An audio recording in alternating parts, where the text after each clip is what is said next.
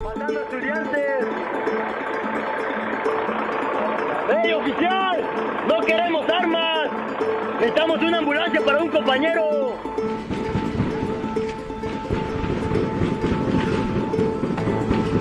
Aquella noche del 26 de septiembre ocurrió que cuando los estudiantes estábamos tomando autobuses, la policía disparó, nos atacó y se llevó a muchos compañeros. ¡Nos mataron a unos culeros! ¡Báñense!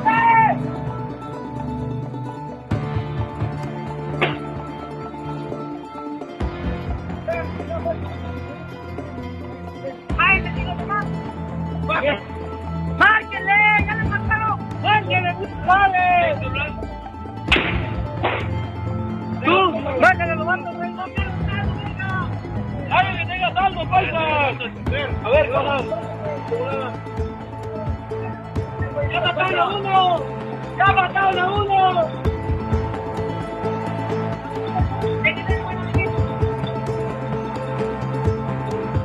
Los policías o la gente armada vino nuevamente y disparó contra nosotros. En ese momento mataron a 2 compañeros más y todos corrimos, todos tuvimos que huir de las balas, refugiarnos. No sabíamos qué estaba pasando, teníamos muchos heridos. En verdad, la policía, el ejército, los narcos, se dice, estaban disparándonos a estudiantes. ¡No tenemos armas! ¡No tenemos armas, señor! ¡Estamos en el fútbol! ¿Por qué está apuntando, pues? ¿Por qué apunta? ¿Por qué apunta? ¡Viene mal el fútbol! ¡El fútbol! ¡El fútbol! Tenemos 4, 8, 20, 16.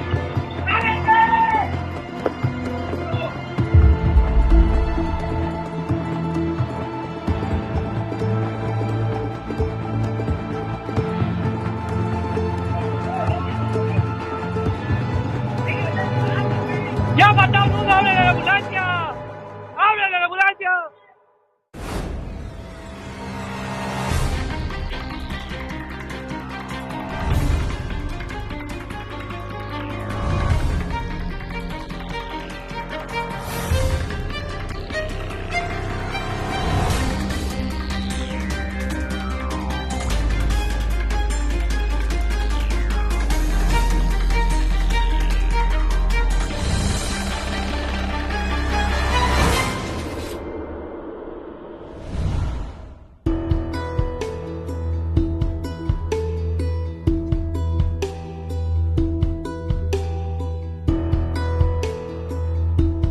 In Messico dal punto di vista della sicurezza è fuori controllo. Quando si perde il controllo sul piano di sicurezza di uno Stato, di una nazione, succede che le mafie ne approfittano del vuoto politico, e vuoto politico quindi vuol dire anche vuoto di governo.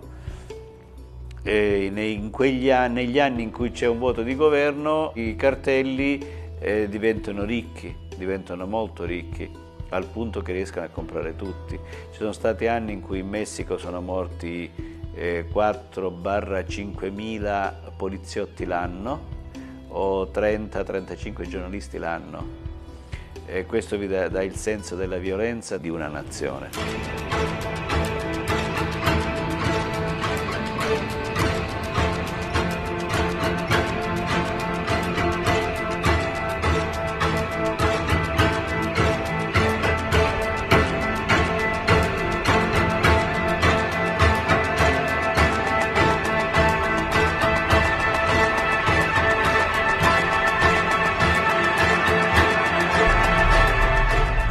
Estamos haciendo una actividad casi mes con mes para ayudar a los padres de familia en recaudar fondos para seguir con el movimiento de los 43. Se pone una cooperación de 50 pesos.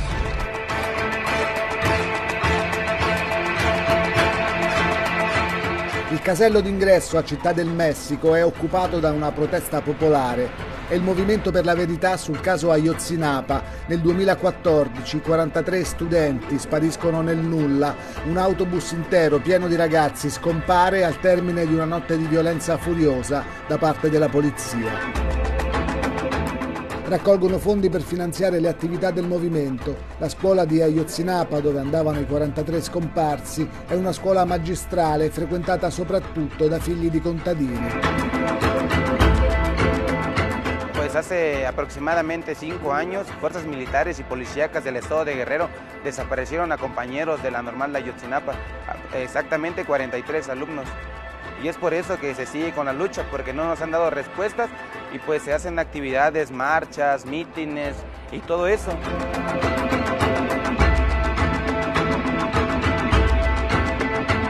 Yo soy estudiante, no soy un hijo de campesino, pero mi madre es soltera y pues soy estudiante de bajos recursos y esta escuela te da todos los beneficios y es por eso que estamos aquí, porque aparte se nos da ese apoyo, se nos da esa formación de nunca dejar a nuestros compañeros, de que Ayotzinapa somos todos y pues no es posible que nosotros dejemos al lado 43 compas que eran estudiantes acá y es por eso que nosotros siempre estamos con ellos.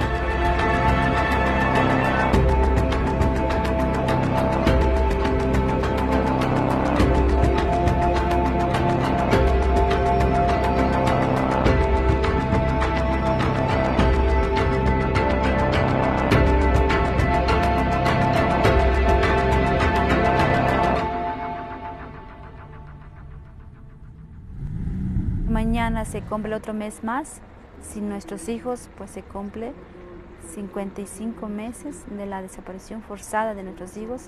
Pues el día 26, amanecer 27 de septiembre de 2014, en Iguala Guerrero pues desaparecieron a 43 normalistas de Ayotzinapa, 3 normalistas asesinados. No hemos tenido descanso pues a más de 4 años y 7 meses que se va a cumplir mañana. Por eso nos encontramos aquí.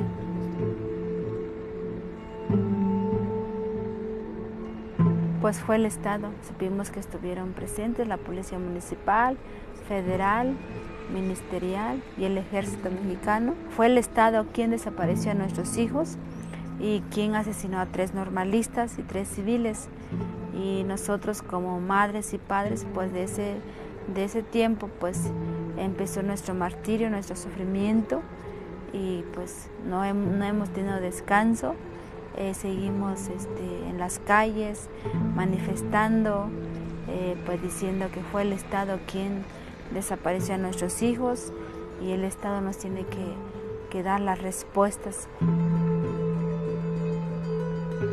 Delincuentes persiguen estudiantes, dense cuenta cuántas patrullas están para perseguir de estudiantes. Per chiedere verità sui 43 ragazzi scomparsi, genitori e studenti organizzano una protesta il 26 di ogni mese. A volte cercano di fermarli con la forza, come in questo caso.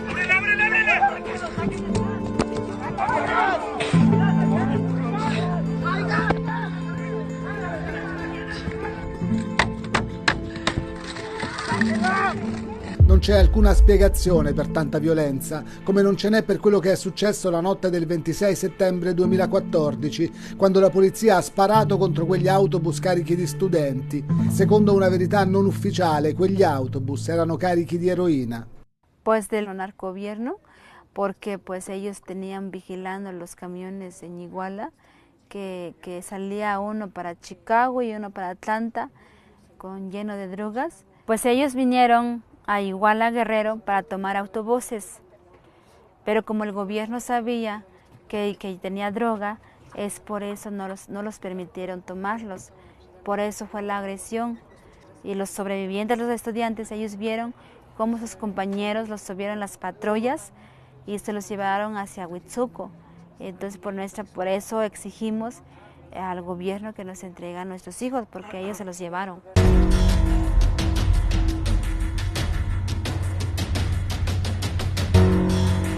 Alle 9 della sera del 26 settembre 2014, nella città di Iguala, nello stato di Guerrero, circa 80 studenti occupano alcuni autobus nella stazione centrale.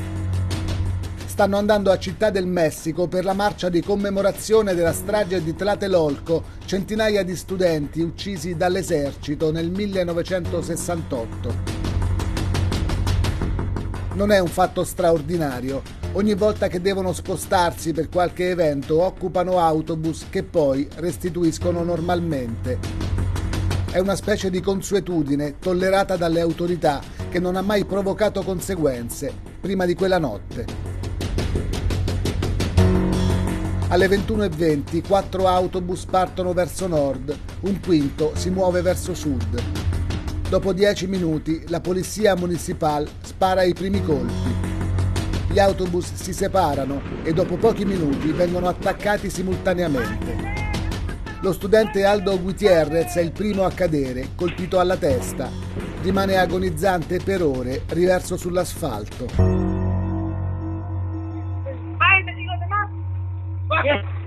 ¡Márquenle! ¡Ya le marcaron! ¡Márquenle! ¡Buscale! ¡Matando estudiantes! ¡Ey, oficial! ¡No queremos armas! ¡Necesitamos una ambulancia para un compañero! Aquella noche del 26 de septiembre ocurrió que cuando los estudiantes estábamos tomando autobuses, la policía disparó, nos atacó y se llevó a muchos compañeros. ¡Mataron a unos culeros! ¡Sáquense!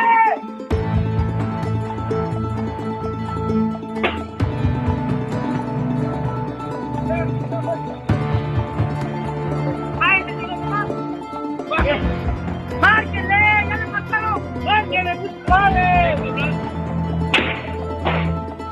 ¡Tú! ¡Márquenle! ¡Lo mato! ¡Alguien que tenga saldo, falta!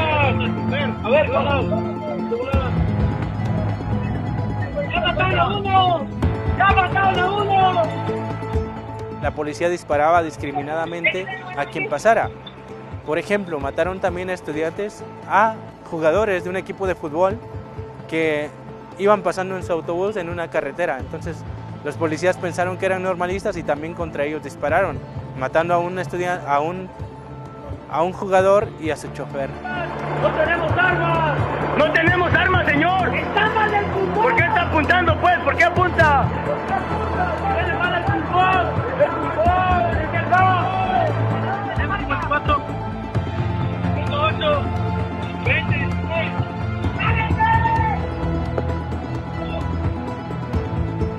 Hay un primer gran ataque.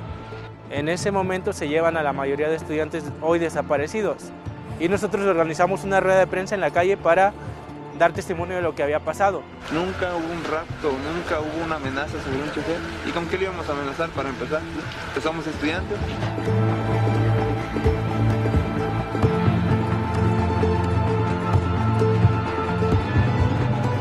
Cuando estábamos dando la rueda de prensa, los policías o la gente armada vino nuevamente y disparó contra nosotros. En ese momento mataron a 2 compañeros más y todos corrimos, todos tuvimos que huir de las balas, refugiarnos. No sabíamos qué estaba pasando, teníamos muchos heridos. En verdad, la policía, el ejército, los narcos, se dice, estaban disparándonos a estudiantes.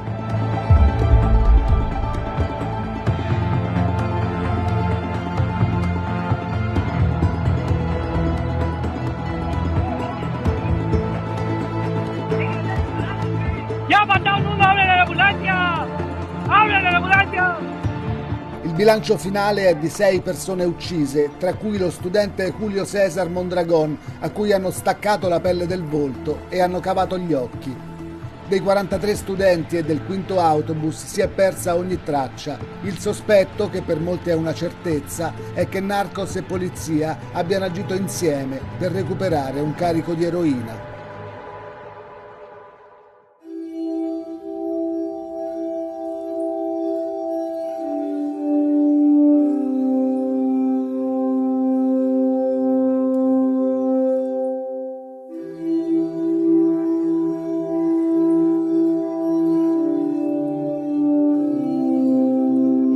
Creemos que la guerra contra el narco es un concepto que fue fabricado desde el gobierno para generar algo que podemos llamar como militarización del país. En el año 2006, cuando Felipe Calderón asume la presidencia, decide combatir al crimen organizado porque la droga se ha convertido en uno de los mayores problemas para la población mexicana, que eso también es cuestionable, pero bueno, eso era lo que él decía, y saca a las calles a alrededor de 50,000 soldados, ¿no?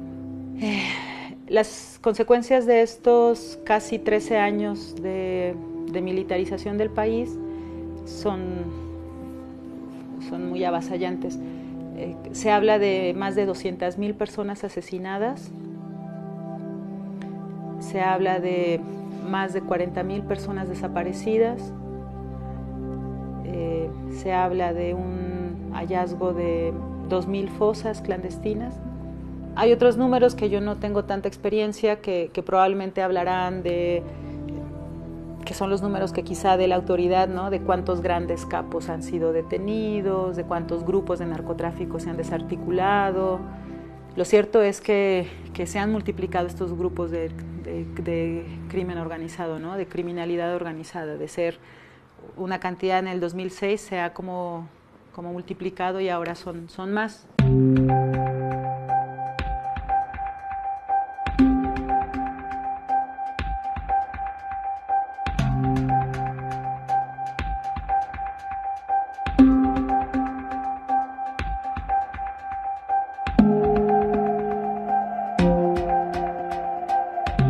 A Javier le dispararon 12 veces a las 12 del día, en este mismo sitio en que sucedió.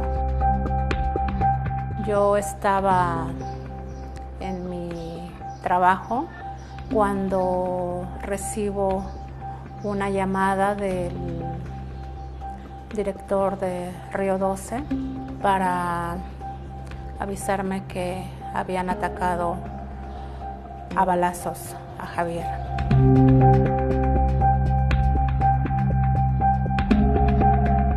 Yo llevo acá a la esquina a mi espalda y lo primero que veo es el cuerpo de Javier tendido en el pavimento y bajo él el charco de sangre. Entonces llego y comienzo a tocarlo, a hablarle, y pues Javier no se mueve ya, Javier ya estaba muerto.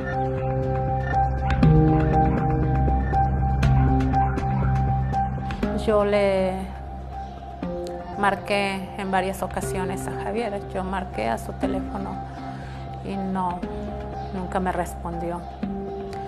Cuando yo llego al lugar, ya el lugar estaba sitiado, ya estaban las cintas amarillas y él estaba tirado en medio de la calle.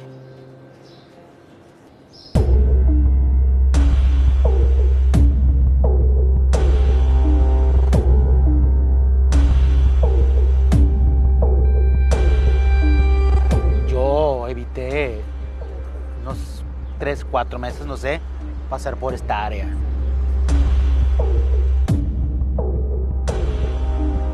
Voy a llegar mañana, en 1 año, en 10 años, pero ya no sirve porque ya ha pasado tiempo. Eso no es justicia. Y por eso seguimos hablando, porque ya vimos que pues, la justicia no llegó. Javier Valdés l'hanno ammazzato in mezzo alla strada. La perizia balistica dice che probabilmente lo hanno costretto ad inginocchiarsi prima di sparargli. Sul narcotraffico aveva scritto libri, era tra i fondatori del Río 12, il giornale d'inchiesta di Culiacán, capitale dello stato di Sinaloa, terra di uno dei cartelli più feroci del Messico, guidato per anni da El Chapo Guzmán. Aaron ci mostra la copia del giornale di un paio di mesi prima dell'omicidio. C'è un'intervista fatta da Javier a uno dei capi del cartello di Sinaloa. Si parla dell'agguato ordinato proprio da quell'uomo contro i figli del Chapo Guzmán. Nos enteramos, ¿no? Aquí en la redacción que hubo pues solicitudes de alguna manera de que no saliera a la luz esta entrevista, ¿no? A lo mejor que es el mismo Javier. Y decidieron llevar la entrevista, no solamente llevarla, sino llevarla come nota principale, no? La portada. I cartelli pretendono di decidere cosa i giornali possono pubblicare e cosa no.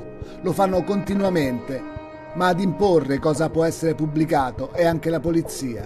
Y no solamente la delincuencia organizada, también del Estado. De hecho, es más común por parte del Estado que ellos coaccionen lo que vas a publicar o no a publicar, ¿no? Por medio de de la publicidad oficial. Es uno de los mecanismos más comunes que llevan ellos para controlar lo que se publica. En el caso del crimen organizado, el control es menos sutil y es más directo, son amenazas o agresiones.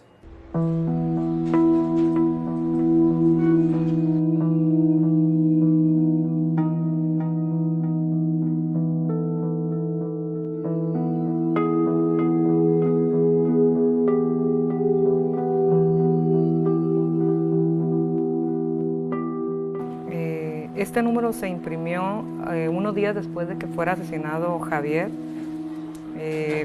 Una manera de, digamos, de homenajearlo de todos aquí en la redacción fue que se decidió firmar todas las notas con su nombre, como una forma de decir, él todavía está aquí, él está vivo,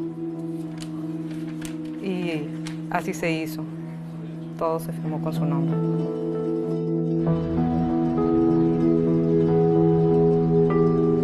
Nelle strade di Culiacán, Javier Valdés sorride in un murale scolorato.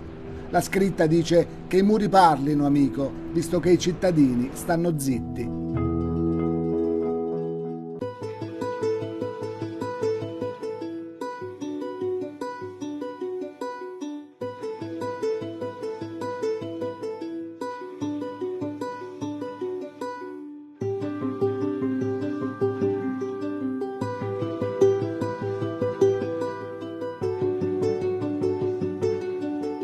«445 giornalisti assassinati».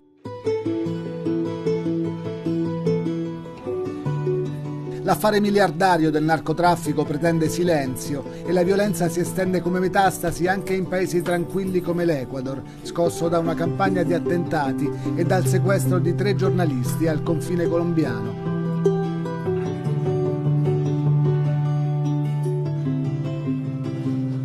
El dormitorio donde tiene sus fotografías, sus retratos, sus libros que ha editado.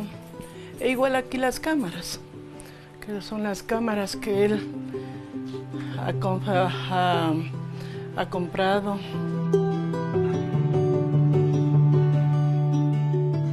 A él prácticamente se entregaba con alma y vida y corazón para la fotografía, sea cualquier hora del día, de la noche, se inspiraba muchísimo.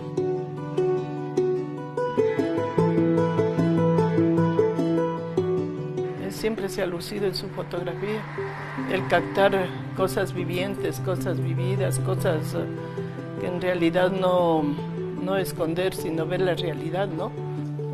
Como se dice, un ejemplo.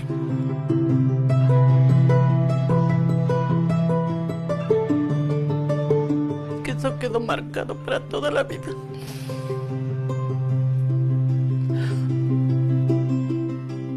Tuvo que pasar esto, mi hijo, entregar su vida, entregar su sangre, para que en nuestro Ecuador venga la paz, a la tranquilidad y en verdad se sepa la verdad, lo que es, y que los gobiernos pues en realidad hagan lo que tienen que hacer, porque ya es hora que la justicia llegue, y quizá esto Dios lo aprobó para que se sepa toda la verdad de todo. Señor presidente Lenín Moreno, llevamos 8 días ya detenidos y como lo dijimos en el primer video, queremos en sus manos, en el gobierno ecuatoriano, están nuestras vidas. Solo queremos decirles que nos piden el intercambio de rehenes, de detenidos, los 3 detenidos que ellos piden por nuestras 3 vidas. Paul Rivas è sulla sinistra, il più alto dei 3 sequestrati. Nel video non dice una parola, guarda in camera mentre Javier Ortega implora il presidente dell'Ecuador di accettare lo scambio di prigionieri preteso dal fronte Oliver Sinisterra, che li ha rapiti e li ha costretti a registrare questo appello. In un solo momento Paul mostra la sua disperazione quando Javier si rivolge ai loro familiari. A los familiares también les pedimos que no desmayen, que sigan luchando y que sigan mostrando su respaldo a través de los plantones y de las exigencias al gobierno del presidente Lenín Moreno. Lo único que piden el Frente Oliver Sinisterra es el intercambio de detenidos, nada más. Javier Ortega, Paul Rivas ed Efraín Segarra sono giornalisti del quotidiano El Comercio, le prime vittime dei nuovi padroni del narcotraffico che in poche settimane hanno seminato il terrore in Ecuador, uno degli stati più pacifici del Sud America. Li ha sequestrati il Fronte Oliver Sinisterra, un gruppo di ex guerriglieri delle FARC che non hanno firmato i trattati di pace e hanno continuato a produrre e trafficare cocaina nella giungla a sud della Colombia, sul confine ecuadoregno. Il loro capo si chiama El Guacho, per mesi è stato il primo ed unico terrorista ricercato in Ecuador. Ha messo un'autobomba davanti a una caserma di polizia, ha ucciso militari, ha portato l'Ecuador in una spirale terroristica come non era mai successo prima. Esta fue la parte más afectada, esta parte del edificio, porque el coche bomba estuvo más o menos a la altura de esa pared. Y fue la explosión para este lado.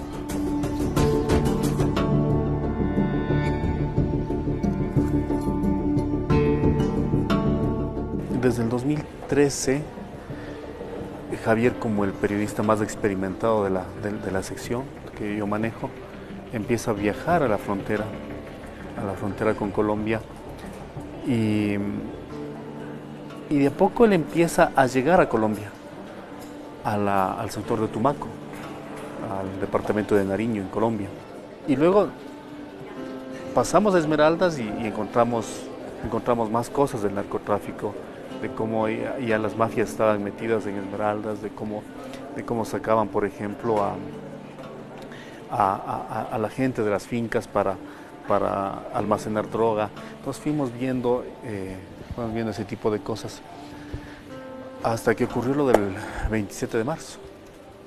Y ahí es como que la historia se nos frenò de golpe. Ripercorriamo la strada che ha fatto la troupe di El Comercio fino al punto in cui sono stati sequestrati il 27 di marzo.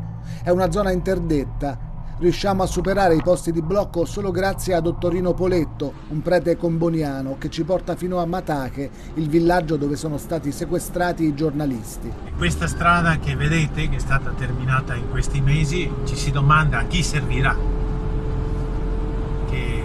Chiaramente che è sempre una strada che unisce due paesi, però in questa zona effettivamente l'attività più importante è l'attività del narcotraffico. Per cui sì, servirà per il commercio, servirà per le relazioni, però fino a che punto aumenterà anche il narcotraffico? Ecco, la strada finisce là. La carretera del Pacifico finisce nel nulla, proprio sul confine. La troupe del quotidiano El Comercio è stata sequestrata proprio in questo punto, mentre attraversavano il ponte e si addentravano nella selva colombiana, dove si nascondono le raffinerie di coca. Padre Ottorino fa manovra in fretta, sa che ci stanno guardando e vuole lasciare il ponte il prima possibile. Siamo i primi a tornare qui dal sequestro e dall'uccisione di Paulo, Javier ed Efraín. Con padre Ottorino arriviamo fino al villaggio di Matache, dove deve controllare i lavori di costruzione di una chiesa.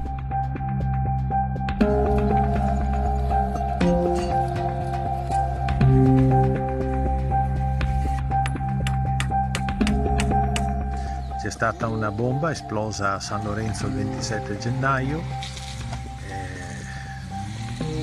che ha destato molta preoccupazione, anche se non ci sono state vittime, perché in qualche maniera la gente sapeva che esplodeva, quindi vuol dire che c'è tutta una relazione tra la gente e il narcotraffico, no?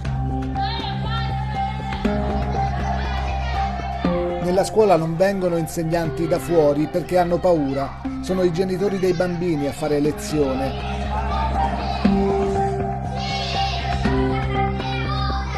I guerriglieri sono lì a 2 passi da noi. Giriamo con il telefono cellulare per essere poco visibili. Tornando indietro, padre Ottorino si addentra per poco nel villaggio, ma torna rapidamente indietro perché l'aria sembra davvero brutta. Ci stanno seguendo,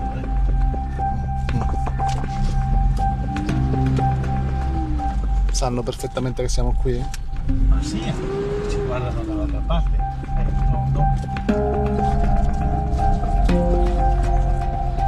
Non può anche sparare.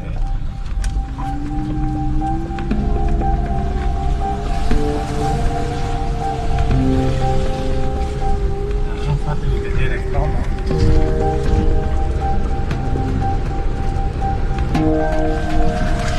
Adesso via i telefoni.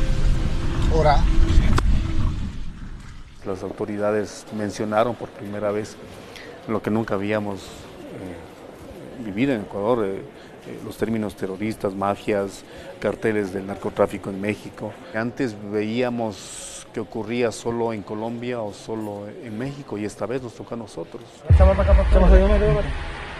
Salimos un momentito para acá, Sacala ahí para acá.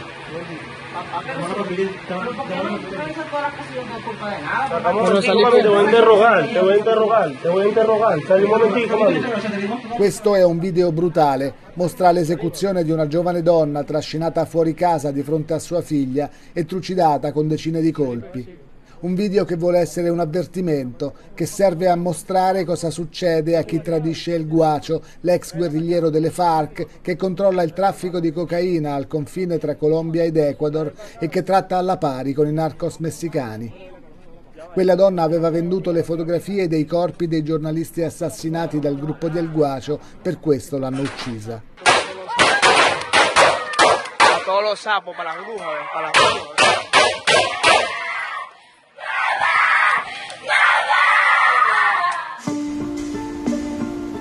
Si consuma così l'ultimo atto di una tragedia in cui il sangue di giornalisti coraggiosi si mescola a quello di campesinos senza futuro. Tutto avviene intorno a quel ponte surreale sul quale c'è scritto Ecuador da una parte e Colombia dall'altra, anche se sul versante colombiano non c'è la strada ma la giungla dove si estendono a perdita d'occhio le coltivazioni di coca e i laboratori per la raffinazione controllati dal gruppo del Guacho.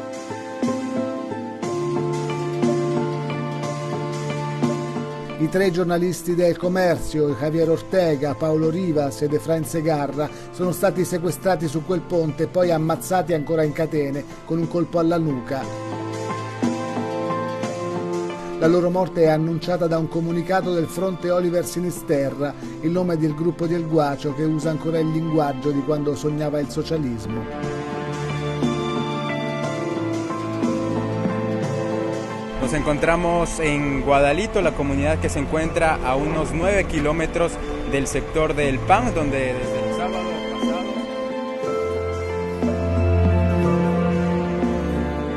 El Comercio ha ancora la testata listata a lutto. Nella redazione di Quito, un grande e moderno open space, la scrivania di Javier è piena di piccoli origami con dei messaggi di solidarietà.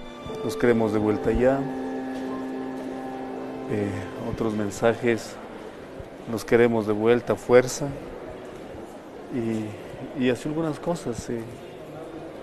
Nos queremos de vuelta.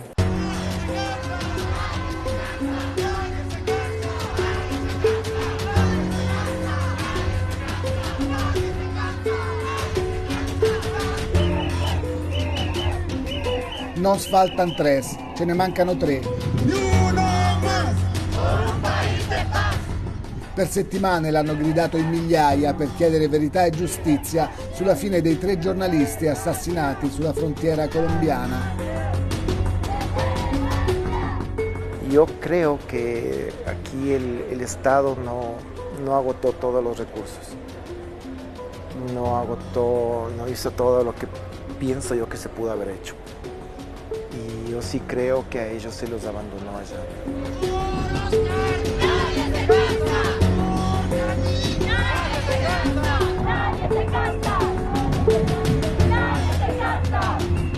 Da cuenta que la policía ya tenía conocimiento de muchos chats sobre este disidente llamado Aguayo, amenazas de que va a secuestrar, que va a asesinar y que va a poner explosivos desde el año anterior.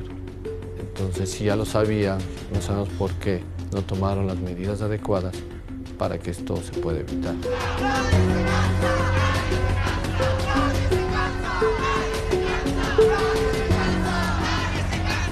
No estamos dispuestos a ceder ni un milímetro frente a la búsqueda de la verdad, de saber qué pasó y no solamente por ellos, sino porque no puede ser que en este país asesinen a 3 personas y no pase nada. No puede ser. Y nuestro camino es el camino de la no impunidad. I corpi di Javier, Paul ed Efrain sono stati restituiti dopo mesi di un silenzio devastante. Nos faltan 3 è ancora il grido di chi chiede verità e giustizia. El Guacho è stato ucciso in un conflitto a fuoco. C'è già chi ha preso il suo posto per controllare la frontiera e continua a fare affari con i cartelli messicani.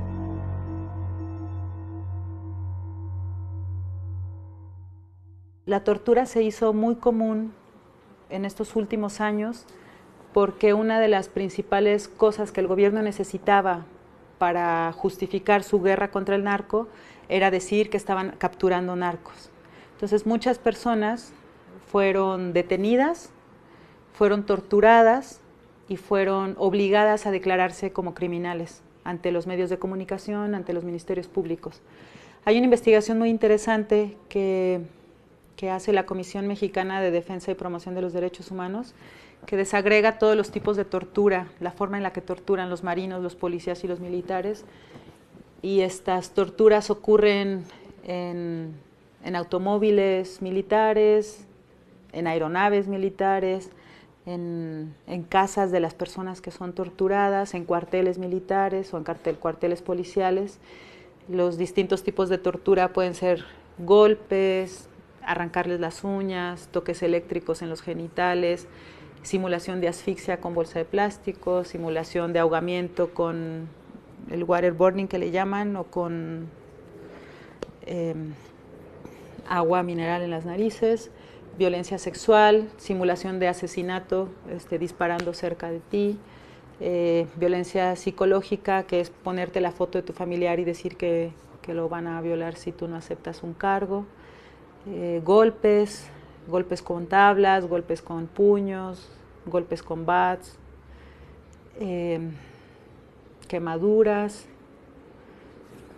También se habla de que los envuelven en telas mojadas y les dan descargas eléctricas, entre otras.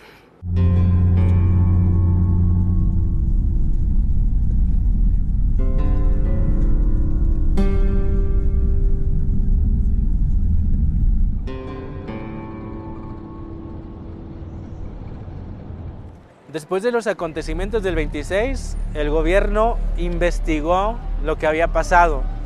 Sin embargo, sus investigaciones señalan cosas que nosotros no creemos y no admitimos y no aceptamos, porque ellos afirman que a nuestros compañeros los tomó el narcotráfico, los llevó a un basurero y los calcinó a todos, reduciéndolos a cenizas.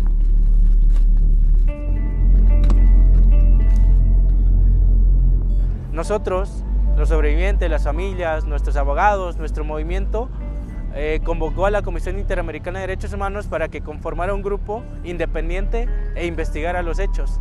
Este grupo investigó y determinó que el gobierno había mentido, que había alterado pruebas, que había torturado presos, que había sembrado evidencias para decir que nuestros compañeros habían sido calcinados.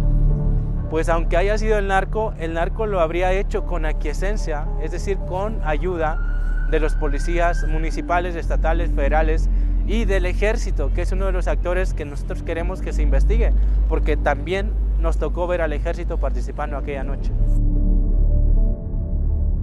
Una de las grandes teorías o hipótesis del caso del grupo independiente es que nosotros como estudiantes habríamos tomado un autobús que estaría cargado de drogas, sin saberlo, y que ese fue el motivo para que ellos respondieran con tanta violencia. Sin embargo, pues aún queda por investigar. Si necesitaban recuperar la droga, no se entiende por qué destrozaron los camiones. O ¿por qué tanta violencia si podían recuperarla sin necesidad de matar a nadie, sin necesidad de desaparecer a nadie? Porque hasta eso les habría sido infructuoso, ya que habría desenmascarado la colusión que existe entre policías, militares y el narcotráfico en la región. ¡Porque viva Pelé! ¡Viva los queremos! ¡Ayotzi vive!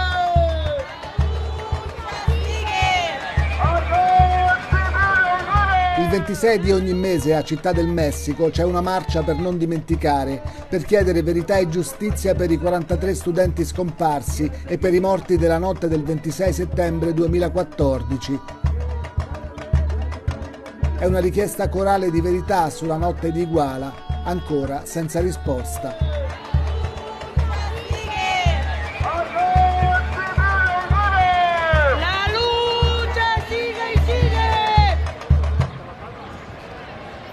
Después del evento de la desaparición, ocurrió un intento decidido en el más alto nivel de la anterior administración de encubrir lo realmente ocurrido en aras de dar una respuesta pronta a un reclamo nacional y mundial de dar con el paradero de los estudiantes. Quizá en ese eslabón es donde haya habido una mayor confabulación en el ocultamiento y en la generación de una versión sin sustento científico. Sea en ese eslabón o en el previo, sin duda estamos ante un crimen de Estado. ¡Asesinos! ¡Y nosotros no tenemos a nuestros hijos! ¿A dónde están? ¡Ya no los tienen! En Estados Unidos, en el estado de Illinois, en la ciudad de Chicago, hay un juicio contra mexicanos de Guerrero pertenecientes al mismo grupo criminal involucrado en los hechos, en el que la Fiscalía Federal de los Estados Unidos, a partir de una investigación de la DEA, ha acusado a estos mexicanos de introducir heroína a los Estados Unidos empleando autobuses de pasajeros. A más de 4 años de los hechos, lo que pensamos es que sin duda que tiene que investigarse si el móvil de la agresión estuvo vinculado con evitar que los estudiantes tomaran autobuses, porque los autobuses se empleaban para actividades ilícitas durante esa noche o durante otras previas o posteriores.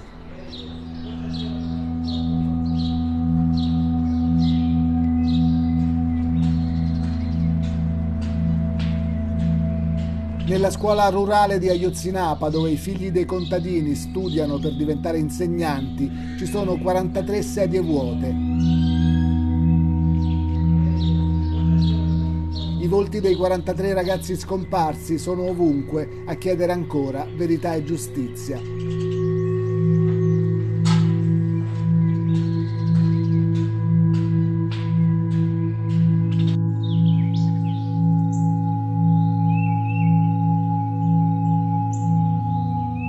La radio del campus annuncia altre mobilitazioni per il 26 del mese che verrà. Se les deseo una excelente tarde y que se la pasen disfrutando en compañía de sus seres queridos. Se les recuerda que próximamente habrá una marcha en la Ciudad de México en conmemoración de la desaparición de nuestros 43 compañeros. Se les hace la más cordial invitación para que puedan asistir y acompañarnos. O sea, asumirnos como víctimas colaterales creo que también tiene un riesgo en el sentido de que una víctima colateral existe cuando existe una guerra declarada, ¿no? Y cuando hay ciertas reglas, y eso no hay aquí en México. Y creo que también hablar de víctimas colaterales es minimizar las pérdidas o es justificar de alguna forma que tenían que morir porque una tarea mayor estaba en camino.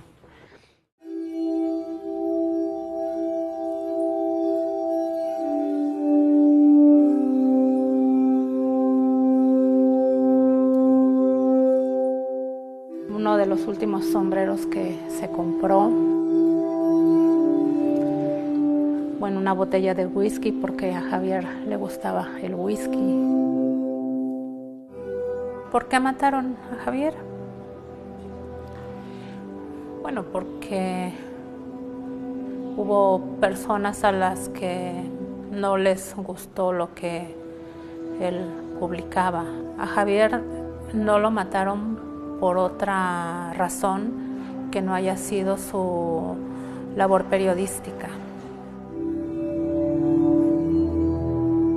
Javier sabía desde luego del peligro que esto representaba, ¿no?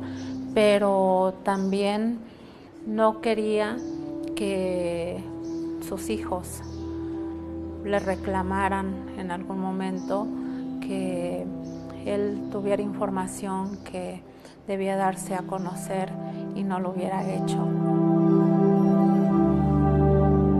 No ha habido ninguna sentencia condenatoria, ¿sí?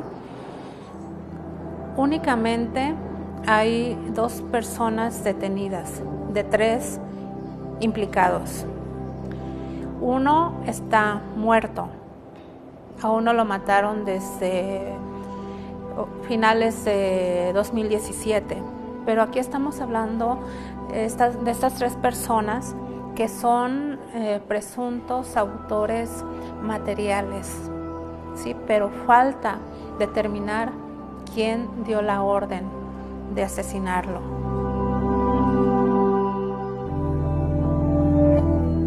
Javier solía decir, y lo decía en público y en privado, es que cuando matan a un periodista no pasa nada,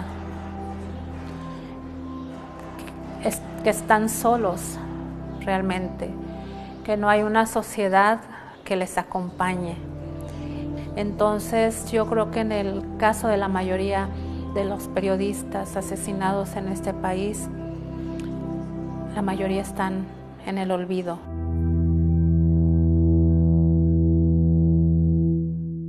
Javier escribía poesía y era muy común que en los mantelitos que te ponen en los restaurantes, en las mesas de los restaurantes, él escribiera sobre ellos, al reverso, ¿no? Y bueno, aquí está uno de ellos. Me voy a ir pronto, cuando escape esta lluvia que yo inespero. Moriré con el resuello de mi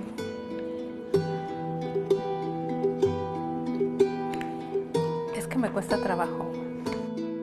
Me iré con el resuello de mis 4 pulmones llenos de agua, whisky, café. Bien me dijeron que la vida es corta, que si muero rápido, que es apenas un parpadeo.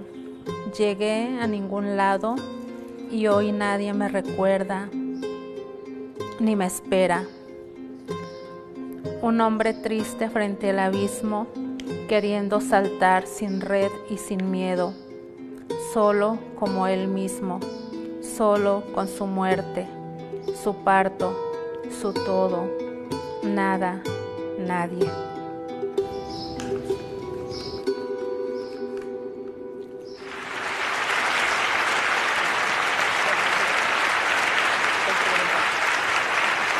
Buenas noches.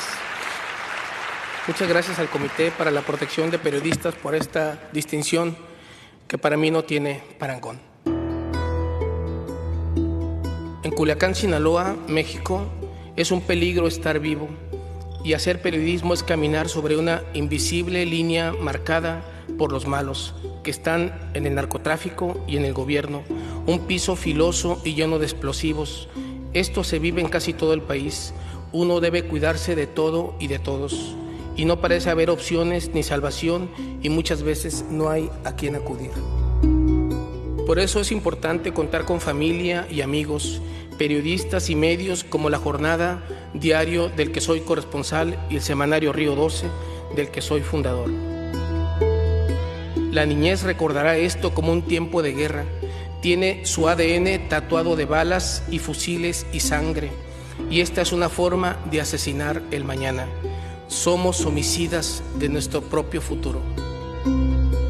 Esta es una guerra, sí, pero por el control del narco. Pero nosotros, los ciudadanos, ponemos los muertos y los gobiernos de México y Estados Unidos las armas. Y ellos, los encumbrados, invisibles y agazapados, dentro y fuera de los gobiernos, se llevan las ganancias. Dedico este premio a los periodistas valientes, a niños y jóvenes que viven una muerte lenta. Este premio es como un faro de luz del otro lado de la tormenta, un puerto seguro más allá de la tempestad. En Río 12 hemos experimentado una soledad macabra porque nada de lo que publicamos tiene ecos ni seguimiento y esa desolación nos hace más vulnerables. Y a pesar de esto, con ustedes, con este premio, puedo decir que tengo dónde guarecerme y sentirme menos solo. Muchas gracias.